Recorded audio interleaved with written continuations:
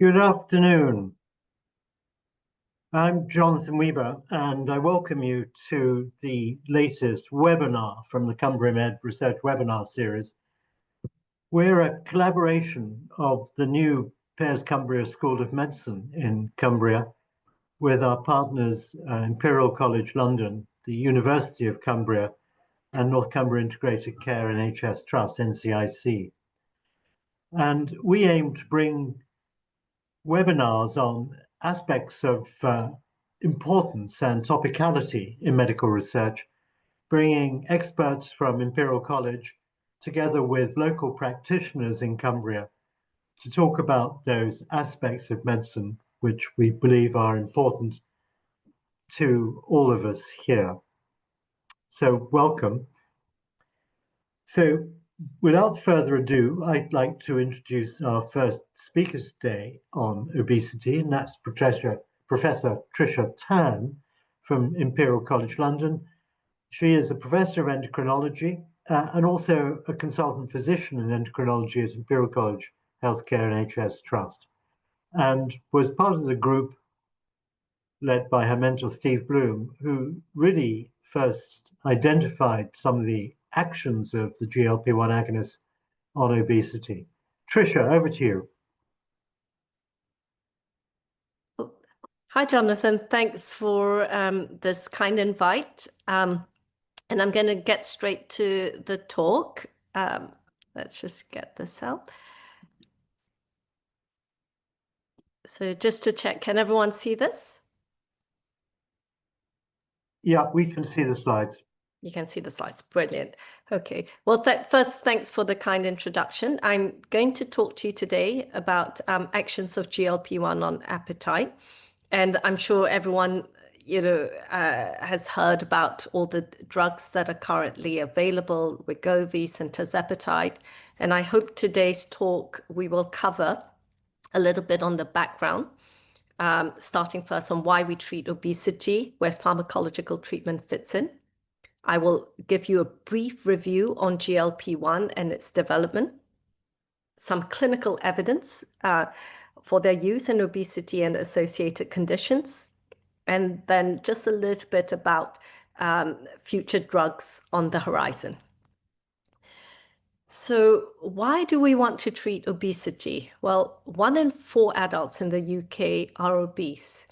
And obesity, we now know, are associated with multiple comorbidities, and we've listed over 200 plus. The common ones include diabetes, fatty liver disease, heart disease, high blood pressure, arthritis, obstructive sleep apnea, associated anxiety, depression, and cancer. So if you look at this person, the well-known person on the right, he had obesity, died at the age of 55, had edema, likely due to heart failure, leg ulcers, chronic ulceration infections, and likely to have been diabetic. He also had disability and was not able to walk or stand. So obesity is not a cosmetic problem. It is disabling and causes premature death. For many years, we have only had lifestyle and diet, which essentially leads to around 3 to 8% weight loss. But the problem we have is that with diet and lifestyle, it's often not sustainable.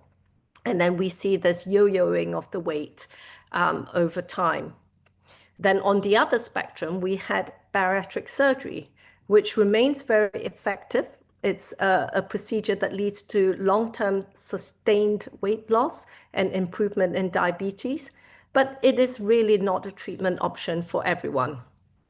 And then how about in between? Well, for many years, we didn't really have anything. We had Orlistat, which led to only maybe 2-3% weight loss, but with lots of side effects. Since the development of GLP-1 agents, we now have drugs that actually can bridge this gap between lifestyle and surgery. And we're going to talk a little bit more about this. GLP-1 is a hormone that is secreted from our gut, from the L cells, and it's secreted after eating Our gut will sense the nutrients, and the hormone secreted from our gut then signals to different areas, including the pancreas, the beta cells, to stimulate insulin release, and this brings blood sugars down. It also counter-regulates other hormones, such as glucagon, which is known to push blood sugars up. And the GLP-1 can also act directly on the appetite centers in the brain. So this therefore then triggers fullness and reduction in appetite. As I mentioned, this is a naturally occurring hormone, and the hormone itself that's secreted only lasts for a few minutes in circulation. So what pharma companies have done over the last 20 years is that they have engineered and re-engineered the hormones. The hormones made up of, it's a peptide hormone, so made up of natural amino acids, so making it more resistant to breakdown by enzymes, and also adding something like a fatty acid tail here. And you can see this is semaglutide and tirzepatide, where this then prolongs the half-life of the drugs. So now we're on to basically the third generations of these drugs. And the drugs can be given as injections and tablets. GLP-1, we have all been talking about this for the last year or so, lots in the media, but actually it's been around for 20 years. We've been using this to treat patients with type 2 diabetes, and due to its beneficial effects of increasing insulin secretion and suppressing glucagon secretion. And on average, it's been shown to be effective in reducing the HbA1c, which is a way that we monitor the long-term control of diabetes, by 1.4 to 2.1%, and also has the advantage over drugs like insulin and the sulfonylureas without significant hypoglycemia risks, so low blood sugars. But when used for treating people with type 2 diabetes, on average, we only see around 5+ kilogram weight loss with the diabetes doses of the drug. But we have shown clear benefits in type 2 diabetes for cardiovascular disease, chronic kidney disease, heart failure, and stroke prevention. So this data has been generated for many years now. And examples of the earlier GLP-1s includes exenatide, dulaglutide, but now more commonly people are using semaglutide, or otherwise known as Ozempic, and also the oral version, which is Rybelsus. And all these drugs for diabetes have been recommended by NICE and other guidelines for treatment of diabetes, particularly for atherosclerotic patients with atherosclerotic cardiovascular disease and chronic kidney disease. How about obesity? Well, the trials really came out in the last 6 to 7 years, and I'm going to now just take you through some of the key trials on the newer generations of GLP-1. Semaglutide, which is also used for type 2 diabetes, but known as Ozempic, but when used for treating obesity, it's called Wegovy, okay? But they're the same drugs. For diabetes, we use 1 milligram weekly, but for the treatment of obesity, we use 2.4 milligrams weekly. So basically, over the years, the trials have escalated the dose of the GLP-1. And you can see here that in patients living with obesity but without diabetes, we achieved much better weight loss of around 15 kilograms over 68 weeks. How about tirzepatide? Well, tirzepatide, the same, initially licensed for treating diabetes, now also licensed for obesity. SURMOUNT-1 trial is one of the pivotal trials. Tirzepatide is a GLP-1 agent, but it is also, it's a dual agonist. So it basically not just acts on the GLP-1 receptor, but it also acts on the GIP receptor, which is also a incretin hormone. GIP is also released naturally from the gut together with GLP-1. So it's thought to have a double action. And the double action is thought to increase insulin secretion after eating, so technically targeting better glucose control and possibly also better appetite suppression. But the thing about GIP is that there's some interesting biology which we still don't fully understand, but the thinking is that it has effects on our fat tissue, our adipocytes, increasing the breakdown of the fats, and hence also improving glucose and fat clearance. And you can see here from the SURMOUNT-1 trial that the tirzepatide at around 68 weeks, results in about 20% weight loss. And the extension study over 3 years have shown that if you stay on the high dose, you continue to maintain this weight loss over 3 years. And what's also really important here is if you look at the graph down here, if you are on the drug and you have pre-diabetes or risk of development diabetes, we very much suppress the development of diabetes from 15% in placebo towards 1 to 2% over time. And SURMOUNT-5 trial is a trial that came out a few months ago. Essentially, it's a head-to-head trial of tirzepatide at its top dose, 10 to 15 milligrams, versus semaglutide, 2.4 milligrams. And this essentially shows that tirzepatide can achieve around 6% better weight loss than Wegovy or semaglutide.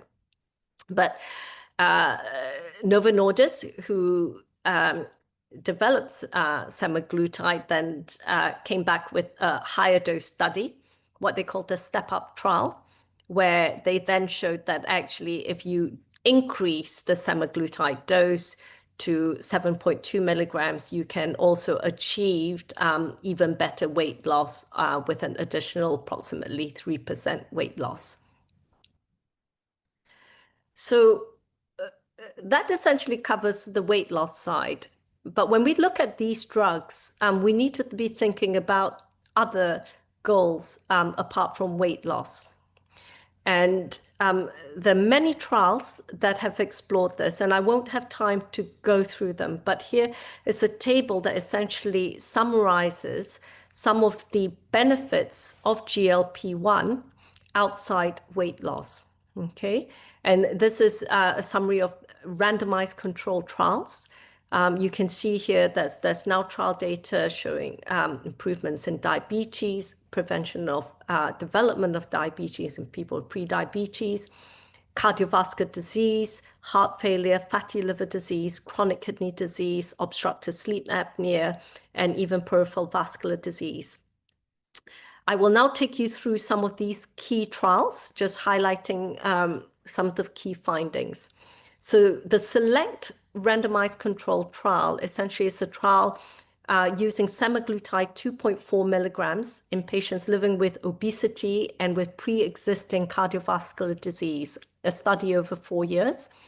And this study showed over 20% reduction in major adverse cardiovascular endpoints, okay, which is very exciting. And you can see here also on the graph on the right that the primary cardiovascular composite endpoint curves actually separates very early on within 3 to 6 months of being on the drug. So even before we achieve significant weight loss. And to also compare the SELECT trial to the STEP1 trial, which was the obesity trial, patients in the SELECT trial only lost on average about 10% weight loss.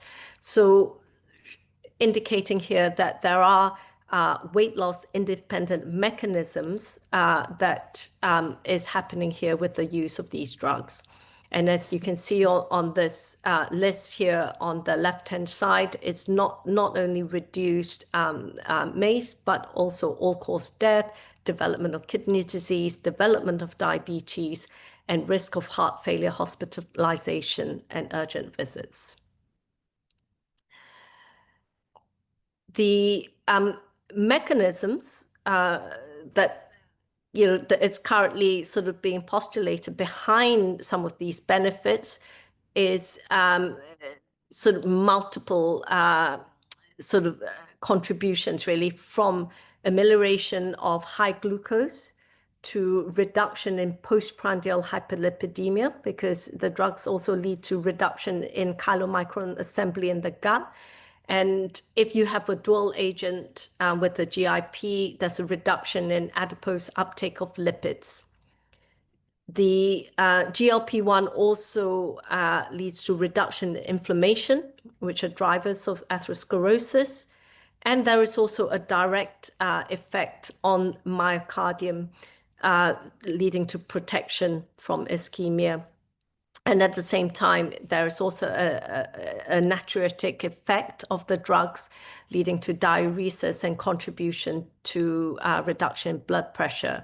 But not to forget, with the reduction in weight, patients also become more active and more mobile. And this also leads to better health outcomes. So moving on, we will now talk a little bit about fatty liver disease, otherwise known as MASL or MASH. And both semaglutide and tirzepatide have been trialed in patients with biopsy-confirmed metabolic dysfunction, associated steatohepatitis and fibrosis stage 2 and 3 versus placebo-controlled. And both trials basically have shown resolution of the steatohepatitis and without worsening of the liver fibrosis, and also evidence of improvement in liver fibrosis. So this is very exciting. From the heart failure perspective, again, both drugs have been assessed in patients with heart failure with preserved ejection fraction. And as you can see here, both led to improvement in symptom scores. And tirzepatide also showed a reduction in the adjudicated death from CV disease. Moving on to obstructive sleep apnea. Well, I've just highlighted this trial here, which is from tirzepatide. Again, significant improvement in obstructive sleep apnea symptom scores. And there's also been similar study data for other GLP-1 agents, but they're much smaller studies, so I've not highlighted it. So there is an overall class effect. In terms of chronic kidney disease, well, we're still awaiting definitive trials in the non-diabetic people with obesity. But these trials here, the FLOW trial, essentially is a trial in patients with diabetes, have shown favorable effects on composite kidney outcomes, onset of kidney failure, greater than 50% reduction in eGFR, death from kidney-related or CV causes. And this is, as mentioned, in the context of type 2 diabetes and CKD 2 and 3 and microalbuminuria. And equally, the post-hoc analysis of the SELECT trial also demonstrated favorable effects in kidney outcomes in people without type 2 diabetes. So to round this off, I think I just wanted to talk a little bit about sort of the weight loss effects versus the direct effects of these drugs. And it's often difficult, but it's something that we need to think about when we start using these drugs in the clinic, because it may not always be due to the weight loss benefits as shown in the SELECT trial. And Naveed Sattar and all put together this paper, which essentially tried to weigh out whether it's a weight loss effect, which we think is related to reduction in fat mass, mechanical loading, versus the direct effects on organs, where, for instance, leading to increased insulin secretion, anti-inflammatory effects, endothelial effects, reduction in lipids, reduction in blood pressure, etc. So if we go back to the comorbidities that we discussed, the conditions where we think weight loss has bigger benefits versus direct effects include things like joint problems, osteoarthritis, obstructive sleep apnea, fatty liver disease, hypertension, and heart failure, versus the conditions where you've got atherosclerotic cardiovascular disease and type 2 diabetes. The thinking is that there's more to it than just weight loss. There's a direct benefit. And something like CKD, we think more of a balance effect. And certainly this is something to think about a little bit more in terms of when considering treatments for these patients. So I hope I've given you a quick overview on the broad use of these drugs. I'm now going to just quickly take you through what else is on the horizon. So multi-agonist hormone as a treatment strategy is something that is currently, the next exciting thing, really. And basically using GLP-1 as a backbone, okay? And this essentially is something that actually at Imperial we've been working on for many years. And we've done sort of many experimental human studies where we've shown that combining hormones, this actually results to not 1+1 benefit, but actually synergistic effect. And if you look at bariatric surgery as a model, you can see that post-bariatric surgery, patients secrete 3 to 4 times higher levels of combinations of these gut hormones. So using those principles, we've shown that combining, for instance, GLP-1 and glucagon, this not only leads to reduction in food intake, you get more reduction than when using a single hormone, but you also get an increase in energy expenditure. And this is important because when we lose weight, we metabolically adapt, so how you burn energy drops. But if you have a drug that can then keep that energy expenditure at a good level, it can actually prevent the more rapid weight regain. So these are the principles that I think the next generation combination hormones will be thinking about. And here are just some examples of some of the combination studies that we've shown. And with the human studies that we've done, it essentially has shown that multi-agonism is an acceptable strategy. So what's on the horizon? Well, first, the GLP-1 plus glucagon is very much sort of close to becoming licensed and available. Quite a few early development of these combination drugs, I'd like to also mention, have discontinued. But these are the drugs that are currently still in place, survodutide and mazdutide, sort of completed or in phase 3 phase. And actually, in fact, mazdutide is now approved for use in China. And the idea behind here, as mentioned, is synergistic appetite suppression, increased energy expenditure. And the other thing to mention is having glucagon on board means there's a direct effect on fat clearance in the liver. Retatrutide, which is an Eli Lilly compound, is actually very exciting. It combines GLP-1, glucagon, and GIP. And the data to date shows that it's achieving even better weight loss than tirzepatide, up to 24% over 48 weeks in people with obesity.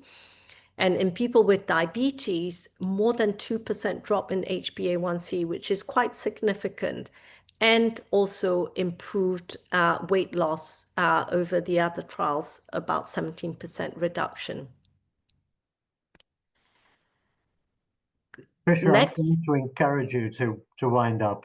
To wind up? Okay, will do. So the next is just to mention there's also GLP-1 plus amylin, again, exciting combinations. So combinations, so far preliminary data showing better weight loss. This other drug here is a GLP-1 and GIP antagonist, okay? And extremely sort of confusing really within the field. But again, you know, odd that agonists and antagonists both working as well.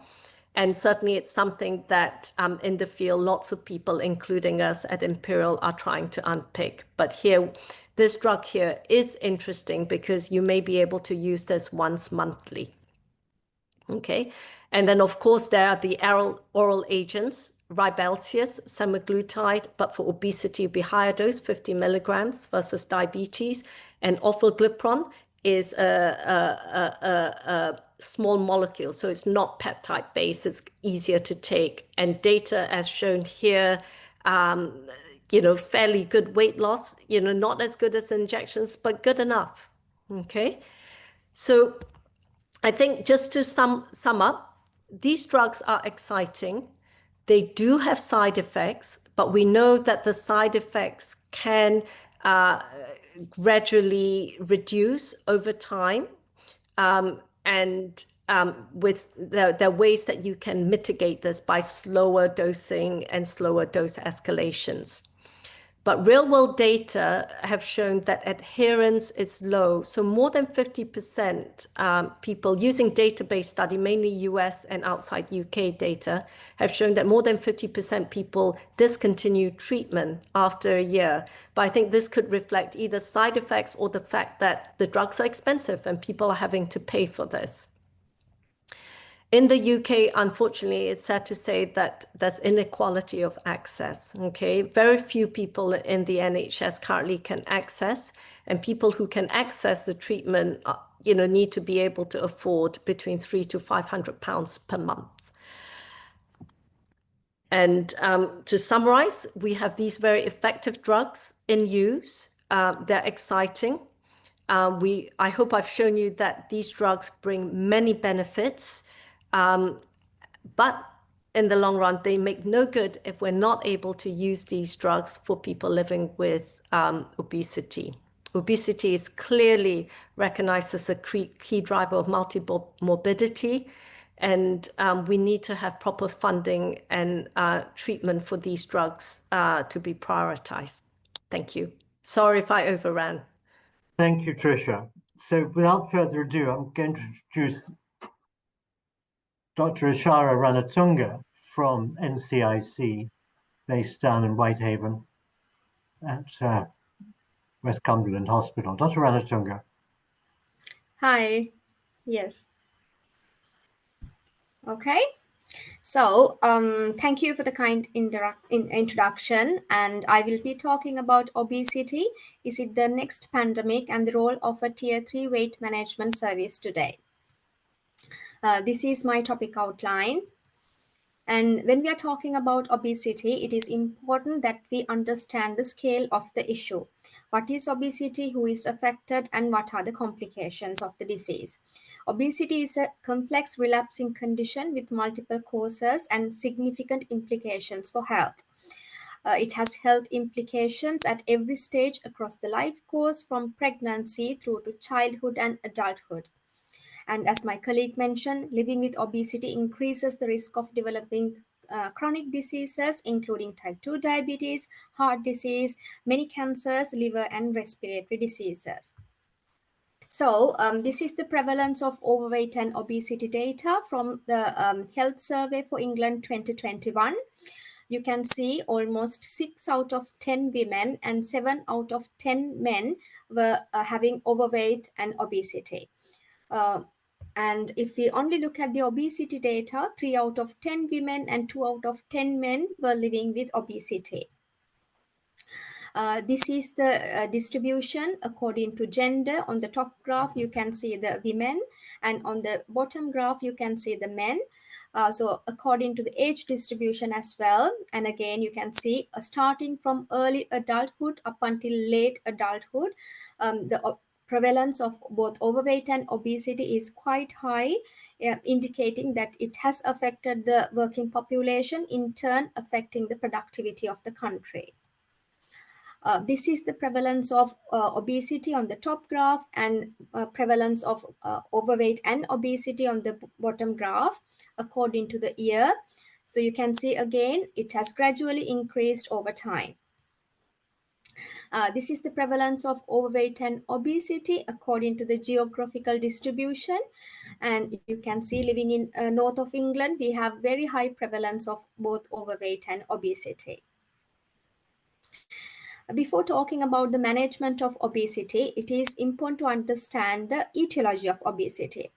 It is a complex, multifactorial disease which has a complex interplay between many factors, biological, behavioral, and environmental. Biological factors such as genetics, brain-gut axis, which is the communication between the brain and the intestinal tract, prenatal determinants such as pre-pregnancy weight of the mother and the maternal weight gain during pregnancy, stages of our life such as pregnancy, menopause, hormonal conditions such as underactive thyroid, Cushing's disease, certain medications such as antidepressants, antipsychotics, physical disability, gut microbiome, and certain viruses such as adenoviruses can lead to weight gain. Behavioral factors such as excessive calorie intake, eating patterns, sedentary lifestyle, reduced physical activity, insufficient sleep, and smoking cessation are some of the factors that can contribute to weight. Environmental factors such as food abundance, built environment is the environment which has component of social and physical determinants, socio-economic status, cultural factors, bias and discrimination, and certain environmental chemicals can also lead to weight gain. As we discussed before, obesity is associated with multiple metabolic conditions. In this graph, I have summarized that. So you can see due to accumulation of fat tissue, there's release of certain chemicals, including inflammatory adipokines, cytokines, and chemokines, which in turn lead to vascular endothelium dysfunction, which can lead to diseases such as hypertension, fatty liver disease, and type 2 diabetes. With further progression of the disease, there's development of chronic kidney disease and cardiovascular disease, and beyond that, some cancers. When we are discussing about the management of obesity, as we discussed before, the disease itself is multifactorial in origin. So it is important that we approach the management in a multidisciplinary manner. So exercise, both resistant training and aerobic exercise, can lead to a fat tissue loss. Dietary changes such as low carbohydrate diet, low fat diet, and high fiber diet can lead to weight loss. Bariatric surgery procedures such as gastric banding, gastric bypass, duodenal switch, and sleeve gastrectomy can lead to weight loss by reducing energy intake, by altering gut hormones and gut microbiota. Healthy gut microbiota can also lead to weight loss. The ways that we can modify that is by changing our dietary habits, by doing physical exercise, and undergoing bariatric surgery, consumption of prebiotics, symbiotic, and probiotics. Psychological management also plays a key part, including behavioral therapy. It is important in weight loss as well as maintaining the lost weight. With regard to the weight loss medications, my colleague explained in detail the available options and how they work. And future treatment options such as microRNA might have a place in the future. So these are the available anti-obesity medications. We discussed about liraglutide, semaglutide, and tirzepatide, which is the newest medication that is available for us. Coming into weight management services, what are weight management services? They are multi-component programs that aim to reduce a person's energy intake, improve their dietary health, and help them to be more physically active by changing their behavior. There are different levels or tiers of weight management services, and these different tiers cover different aspects. This is the structure of the weight management services in UK. Tier 1, it includes preventive services, which are dietary advice, physical activity, and behavioral changes. Tier 2 services include lifestyle, multi-component weight management, and both Tier 1 and Tier 2 services are provided by local authorities. Tier 3 service is the specialist multidisciplinary weight management service, and Tier 4 service is more or less similar to Tier 3, but in addition, patients can undergo bariatric surgery if they are eligible. Both Tier 3 and Tier 4 services are provided by local commissioning groups. So as healthcare providers and some of the patients who are listening to this, and especially the commissioners who are providing funding for the weight management services, it is important we understand why we have to invest in weight management. Studies have shown that a moderate weight loss of 5 to 10% of body weight is associated with reduction in blood pressure and cholesterol, improved control of blood sugar, and reduced incidence of type 2 diabetes, reduction in chronic conditions such as osteoarthritis of the knee, hepatic steatosis, and non-alcoholic fatty liver disease. Weight loss can lead to improvement in quality of life, depression, mobility, sexual dysfunction, and urinary stress incontinence. And it can improve the symptoms of polycystic ovary syndrome and infertility in women. There's also reduction in the incidence of cancers and overall reduction in healthcare costs and mortality. And studies have also shown that interventions with best evidence of success include the following elements. They address both eating and physical activity. They provide well-established behavior change techniques such as specific goal setting, relapse prevention, and self-monitoring. They encourage the development of social support in the plan changes and include a strong focus on maintenance. Coming to Tier 3 weight management service, it is a clinician-led multidisciplinary team, potentially including a physician, specialist nurse, specialist dietitian, psychologist, psychiatrist, and a physiotherapist. They provide non-surgical intensive weight management with medical therapy with an MDT approach. This is the structure of the Tier 3 weight management service at North Cumbria Integrated Care NHS Foundation Trust. Our core clinical group is formed by a bariatric physician, dietitian, physiotherapist, CBT therapist, and a psychologist. We provide 8 weeks of weekly group education and one-to-one consultations to the needy patients, and we signpost the patients for further support if needed, and we provide onward specialist referrals as well. Once the patients complete the Tier 3 weight management service, they will be eligible to be referred to Tier 4 weight management service if they are eligible. In parallel to this core clinical pathway, we have our medical pathway where we prescribe weight loss medications, and it runs from 12 months to 24 months. These are our entry criteria for the Tier 3 weight management service, which I will not go into detail. At NCIC, we provide 8 weeks of group sessions. We initially provide an introductory session where the patients go through everything that we provide as a brief introduction, and thereafter they can opt into the service to undergo the 8-week course. We follow the NICE guidelines. We offer practical and safe advice about physical activity and healthy eating. We use evidence-based behavioral change techniques, provide ongoing motivational support and follow-up. We aim a target weight loss of 5 to 10% of body weight at a realistic pace of 0.5 to 1 kilogram per week. And it's just beyond 3 years since our inception. These are some of our data.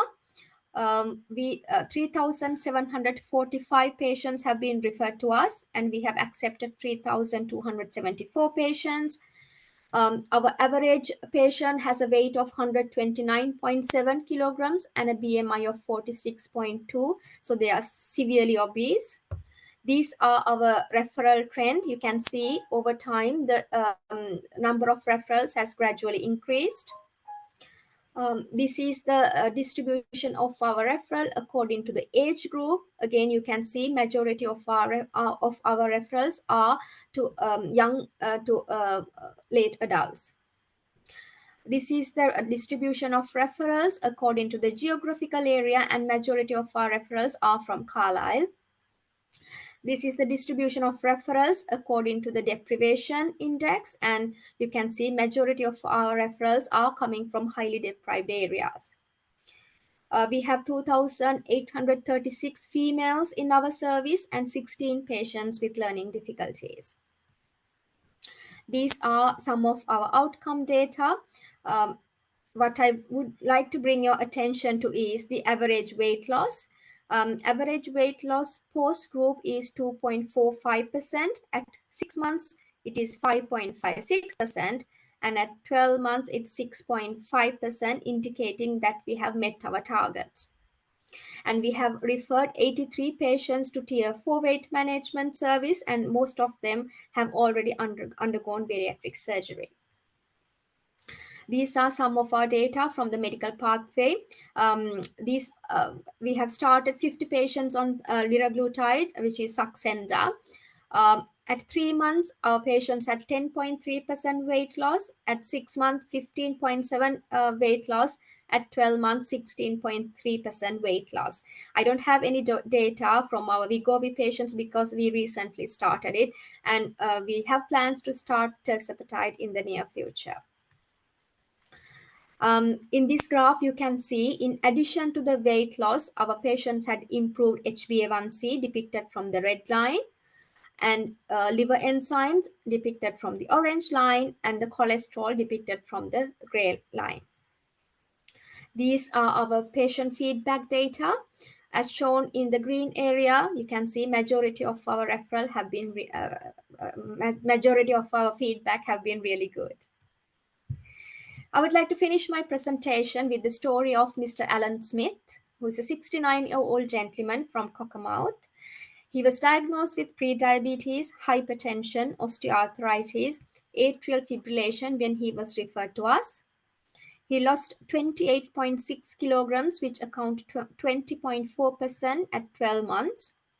His HbA1c normalized. He came off most of the antihypertensive medications. He would like to say a few words as well.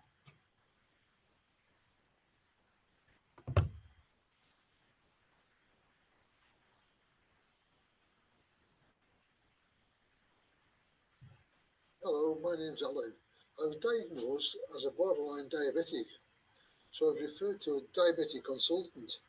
I went through the benefits of weight loss to help and alleviate my condition. I suggested Tier 3 weight management and a 12-week course to lose weight. I was a bit sceptical at first, as I've tried every diet for the past 50 years, always yo-yoing back again. So I joined the Tier 3 weight management journey back in September 2022. Right from the word go, I knew that this was different. The organisational backup, the consultant, physio, dietitian and the psychologist kept you on track. The support was something I had not experienced doing other weight loss journeys. It took a few weeks to get into the mindfulness part of the course, but the team helped, cajoled, and with their expertise moved you along at a pace. I moved onto the Saxenda daily injections after 5 weeks. These were a godsend, helped me to come to terms with my eating habits. Expressing my need to eat, I went down from 3,500 calories a day to 1,500. After 12 weeks, I was ready to go it alone. Would I manage? Would I cope? The answer was yes. The weight dropped off me. Initially, I have lost 5.5 stones. The words of psychologists still kick in, along with the dietitian, whose examples of when and what to eat. The change in my lifestyle has been dramatic. The diabetes is gone. I am fitter, more active, and ideally achieve 10,000 steps. I had to buy a new wardrobe, giving me more chance in what I buy. I have nothing but praise for the Tier Team 3. I thoroughly and wholeheartedly recommend Tier 3 service to anyone. But at the end of the day, if you don't change, nothing changes. It's in your own hands. The program will work if you want it to. Thanks again, Tier 3. Thank you very much. Bye.